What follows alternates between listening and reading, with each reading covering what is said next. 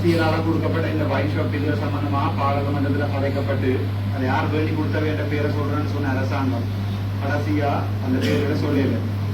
தலைவர் காரணமணிகள் அதுல எவ்வளவு செறிவா கிளிநொச்சி நகரத்துக்குள்ள இந்த வைன் ஷாப்புகள் போடப்படுகிறது. ஏன்னா அந்த பாண்டிஸ்ட கொடுக்க வேண்டாம்னு சொல்லி கேட்டாங்களும் அதே போல நாங்கள் அரசாங்கத்துக்கு சப்போர்ட் தரோம்னு சொல்லி கேட்டாலும் தான் இந்த பிரச்சனை நாங்கள் இந்த எல்லாத்தையும் கேன்சல் பண்றோம்னு சொல்லி தான் இந்த அரசாங்கம் ஏற்றுக்கொண்டது.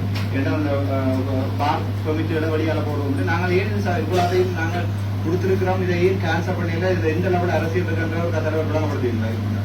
ஏன்னா நீங்க பாத்தீங்கன்னா தெரியும் எவ்வளவு செறிவா கிளிநொச்சி நகரத்துக்குள்ளே இருக்கு. மற்றது உங்களுக்கு முக்கியமா தெரியும் கிளிநொச்சி நகரம்ன்றது இலங்கையிலேயே ஜிடிபி குறைஞ்ச நகரம்ன்றது, கிராஸ் டொமெஸ்டிக் ப்ராடக்ட்ன்றது குறைஞ்ச நகரம் கிளிநொச்சி. ஆனா அங்க குடியாரம் கூட. அதோட எங்க அமைச்சர் வர சொல்லியிருக்கிறீர்கள் மத்திய மாகாணத்துல இருக்க குடியாரை விட யாழ்ப்பாணத்தில் இருக்கிற குடியாரம் ரொம்ப கூடி போயிட்டாங்க. அப்படியும் சொல்லிக்கொண்டே குழந்தையும் கொடுத்துருக்கீங்க. எப்ப இந்த வாக் லிஸ்ட் வெளியால வேற உங்களுக்கு யார் கொடுத்தான்றது